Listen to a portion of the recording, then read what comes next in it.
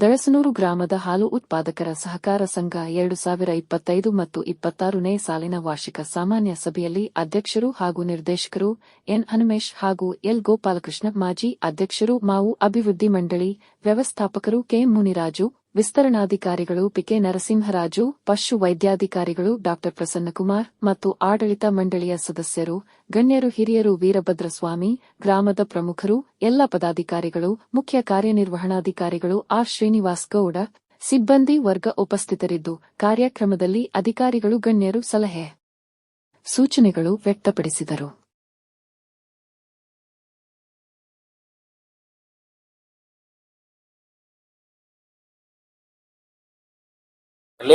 ಪ್ರಾಥಮಿಕ ದಳಸನೂರು ಹಾಲು ಉತ್ಪಾದಕ ಸಹಕಾರ ಸಂಘ 2025 ಮತ್ತು 26ನೇ ಸಾಲಿನಲ್ಲಿ ಸಂಘದಲ್ಲಿ ಏನೆಲ್ಲ ವ್ಯವಹಾರಗಳಾಗಿದ್ದಾವೆ ಆ ಒಂದು ವ್ಯವಹಾರಗಳ ಕುರಿತು ಒಂದು ಮಹಾಸಭೆಯಲ್ಲಿ ಎಲ್ಲ ಸಂಘದ ಸದಸ್ಯರಿಗೆ ತಿಳಿಸ್ತಕ್ಕಂಥದ್ದು.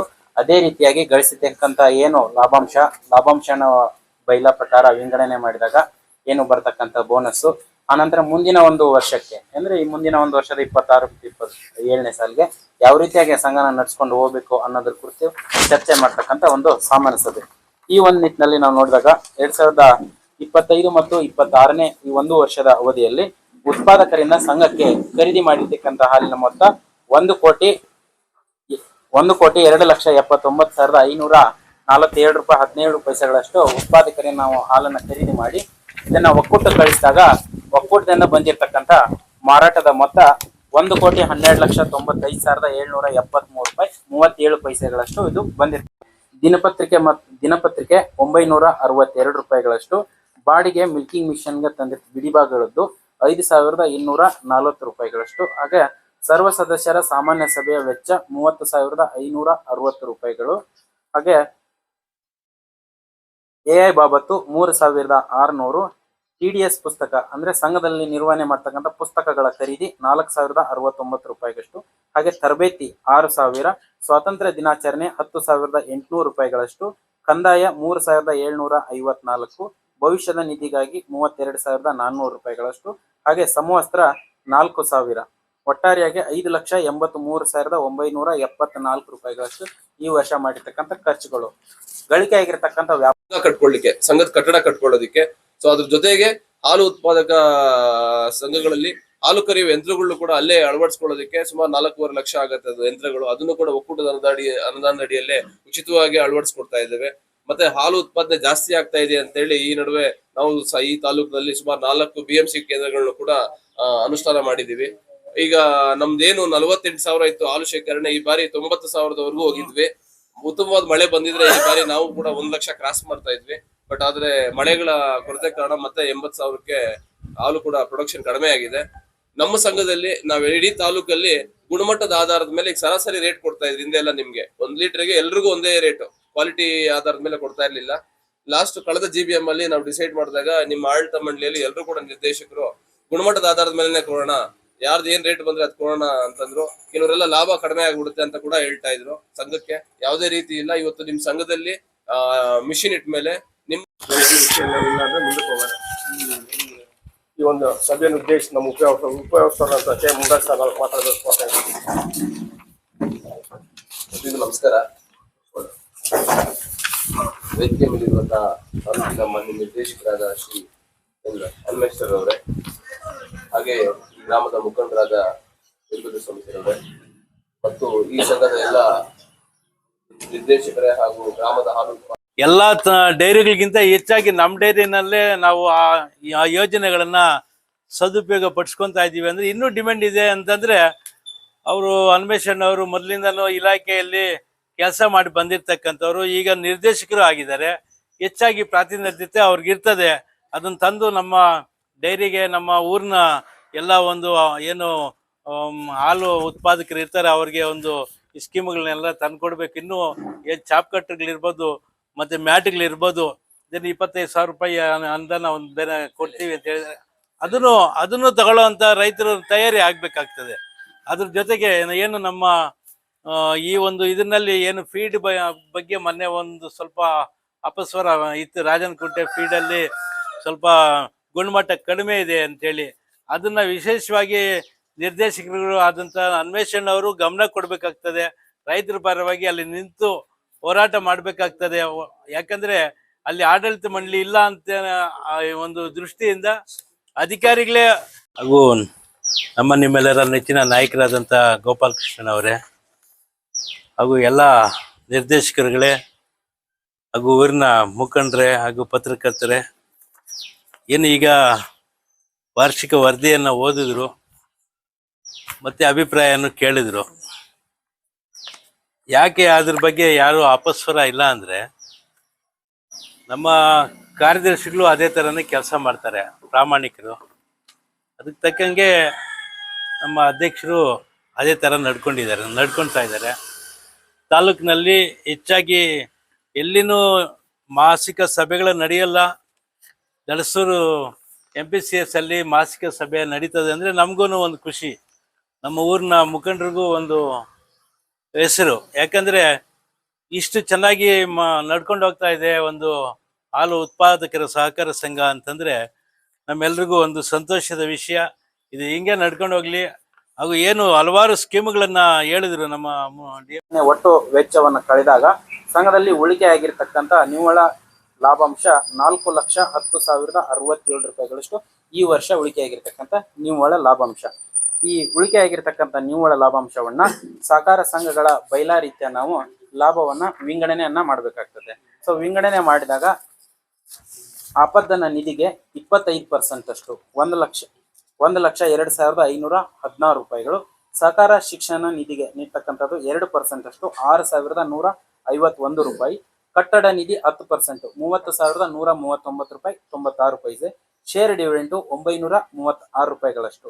ಹಾಗೆ ಸದಸ್ಯರಿಗೆ ನೀಡ್ತಕ್ಕಂಥ ಬೋನಸ್ಸು 65% ಅಷ್ಟು ಅಂದ್ರೆ 1,75,710 ರೂಪಾಯಿ 36 ಪೈಸೆ, ಸಿಬ್ಬಂದಿ ಬೋನಸ್ 10% 27,032, ದಾನ ಧರ್ಮನ ನಿಧಿ 27,032 ರೂಪಾಯಿ, ರಾಸು ಅಭಿವೃದ್ಧಿ ನಿಧಿ, ಸದಸ್ಯರು ಮತ್ತು ನೌಕರರ ಕ್ಷೇಮಾಭಿವೃದ್ಧಿ ನಿಧಿ ಹಾಗೆ ಸಹಕಾರಿ ಅಭಿವೃದ್ಧಿ ನಿಧಿಗೆ ತಲಾ 5%ಗೆ 13,516 ರೂಪಾಯಿ 18 ಪೈಸೆಗಳಷ್ಟು. ಸೊ ಒಟ್ಟಾರೆಯಾಗಿ 100 ರೂಪಾಯಿಗಳಷ್ಟು ಏನು ಸಂಘಕ್ಕೆ ಹಾಲು ಸರಬರಾಜು ಮಾಡಿರ್ತಕ್ಕಂಥ ಹಾಲು ಉತ್ಪಾದಕರಿಗೆ ಈ ವರ್ಷ ದೊರೆತಕ್ಕಂಥ ಬೋನಸ್ಸು ₹1.71 ಅಂತ ಒಂದು ಅಂದಾಜು ಬಜೆಟ್ ಅನ್ನ ಮಂಡನೆ ಮಾಡ್ತಕ್ಕಂಥದ್ದು.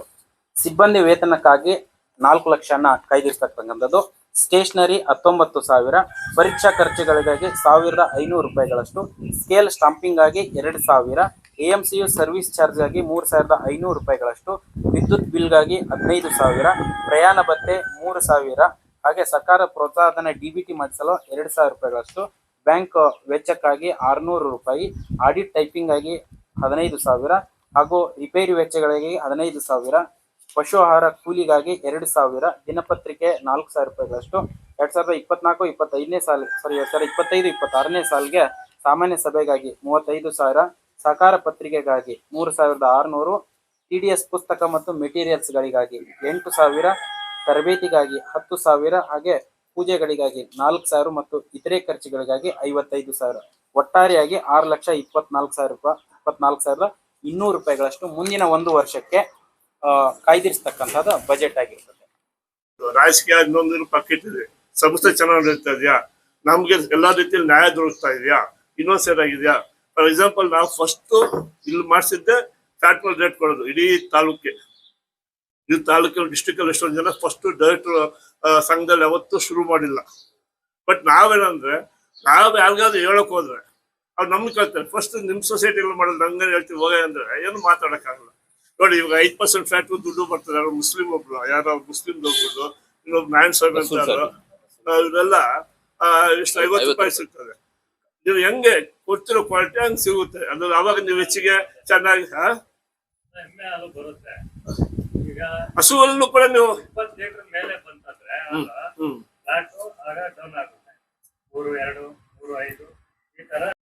ಕೂಡ ಅದ್ರಲ್ಲಿ ಎಷ್ಟು ಖರ್ಚು ಆದಾಯ ನೋಡ್ಕೊಂಡ್ಬಿಟ್ಟು ನೆಕ್ಸ್ಟ್ ರೀತಿ ನಾವು ಅನುಕೂಲ ಮಾಡೋಕ್ಕೆ ಎಷ್ಟು ಪ್ರಾವಿಷನ್ IBP ಪ್ರಾವಿಷನ್ ಮಾಡ್ಕೊಳ್ತೇವೆ.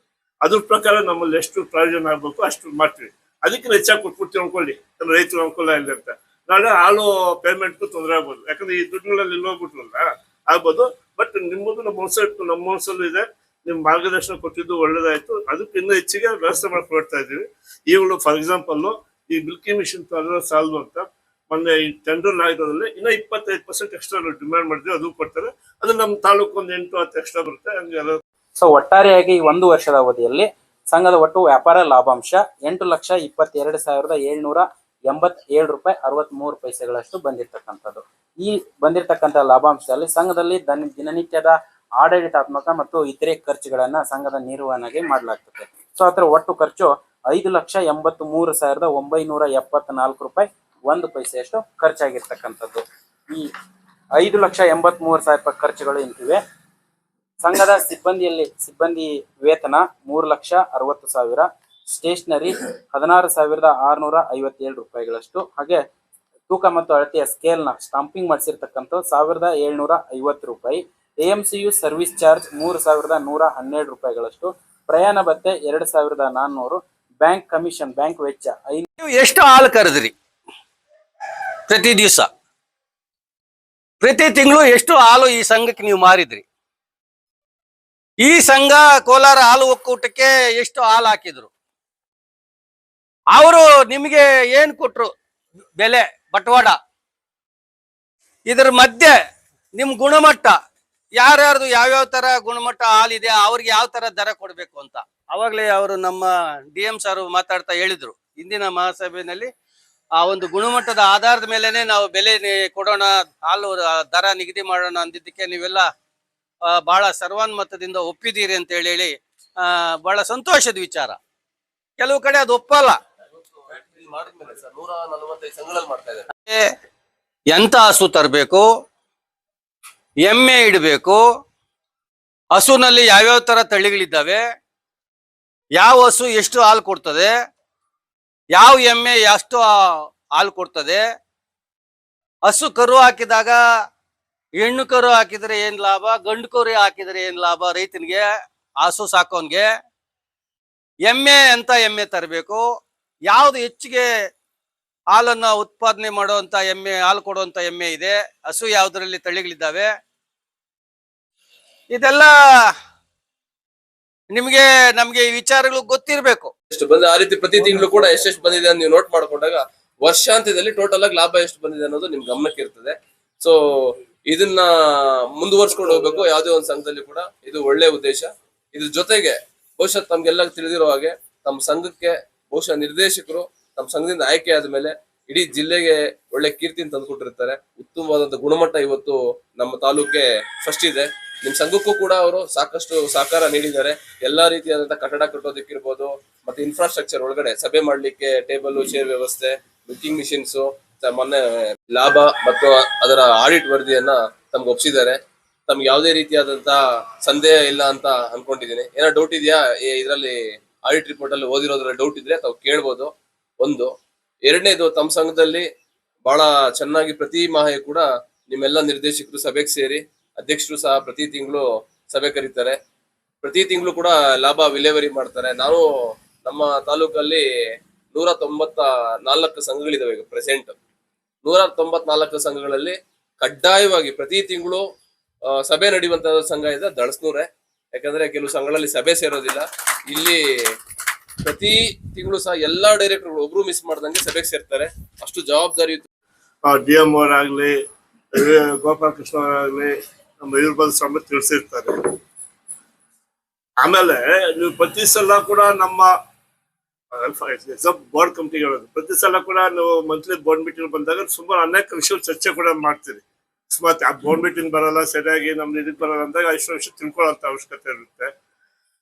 ಬಟ್ ಇವಾಗ ಏನಾದ್ರೂ ಇಲ್ಲಿ ಸರಿಯಾಗಿ ಬೋರ್ಡ್ ಮೀಟಿಂಗ್ ನಡೀತದಂದ್ರೆ ಕ್ರೆಡಿಟ್ ನಮ್ಮ ಆಡಳಿತ ಮಂಡಳಿ ನಿರ್ದೇಶಕ ಸಲ್ಬೇಕು. ಯಾಕಂದ್ರೆ ನೀವು ನಮ್ ಕೋಆಪರೇಷನ್ ಕೊಟ್ಟು ಇದಾಗೋಕೆ, ಆಮೇಲೆ ಈ ಡೈರಿಯಲ್ಲಿ ಉದ್ಧಾರ ಬೇಕಾದ್ರೆ ನಿರ್ದೇಶಕರ ಜೊತೆಗೆ ಹಾಲು ಉತ್ಪಾದಕರು ಅವರು ಸಹಕಾರ, ಅವರು ಇದ್ರಲ್ಲಿ ಐನೊಬ್ರು ಹೆಚ್ಚಿನ ಆಸಕ್ತಿ ವಹಿಸಿದ್ರಿಂದ ಇಷ್ಟು ನಾವು ಬೆಳವಣಿಗೆ ಮಾಡಕ್ಕಾಗುತ್ತೆ. ನಮ್ಮ ವೀರಭದ್ರ ಸ್ವಾಮಿಯವರು ಹೇಳಿದ್ರು ಕ್ಯಾಟಲ್ ಫೀಡ್ ಬಗ್ಗೆ. ಮತ್ತು ನಾನು ಇದು ಹಾಲು ಉತ್ಪಾದಕರ ಸಹಕಾರ ಸಂಘ ಅಂದ್ರೆ ಹಾಲು ಉತ್ಪಾದಕರ ಯೋಗಕ್ಷೇಮಗಳನ್ನ ಮಾತ್ರ ಮಾತನಾಡ್ತಕ್ಕಂಥದ್ದು ಈ ಸಭೆ. ಪಕ್ಕದ ರೇಷ್ಮೆ ಬೆಳೆಗಾರರ ರೈತರ ಸೇವಾ ಸಹಕಾರ ಸಂಘ, ಅದು ಅವ್ರದೇ ಚಟುವಟಿಕೆ ಬೇರೆ. ಈ ರೀತಿ ರಾಜ್ಯದಲ್ಲಿ ಮತ್ತೆ ರಾಷ್ಟ್ರದಲ್ಲಿ ಈ ಸಹಕಾರ ತತ್ವದ ಮೇಲೆ ಲಕ್ಷಾಂತರ ಸಹಕಾರ ಸಂಘಗಳು ಈ ದೇಶದಲ್ಲಿ ಚಟುವಟಿಕೆಗಳು ಕಾರ್ಯ ಚಟುವಟಿಕೆಗಳು ನಡೀತಾ ಇದ್ದಾವೆ. ಕೋಟ್ಯಾಂತರ ಜನ ಇಂಥ ಈ ಒಂದು ಸಹಕಾರ ಸಂಘಗಳಲ್ಲಿ ಸದಸ್ಯರಾಗಿ ಜೀವನ ನಡೆಸ್ತಾ ಇದ್ದಾರೆ. ನಾವು ಈಗ ಈ ಒಂದು ಹಾಲು ಉತ್ಪಾದಕರ ಸಹಕಾರ ಸಂಘ ನಮ್ಗೆ ಸಂಬಂಧಪಟ್ಟಂತ ಸಭೆ ಮಾತ್ರ ಇವತ್ತು ಇಷ್ಟು ಮಾತ್ರ ಮಾತಾಡೋಣ. ಉತ್ಪಾದಕರು ನೀವು ಈ ಸಂಘದ ಆಧಾರ ಸ್ತಂಭಗಳು. ಅಂದ್ರೆ ನೀವು ಹಸು ತರಬೇಕು.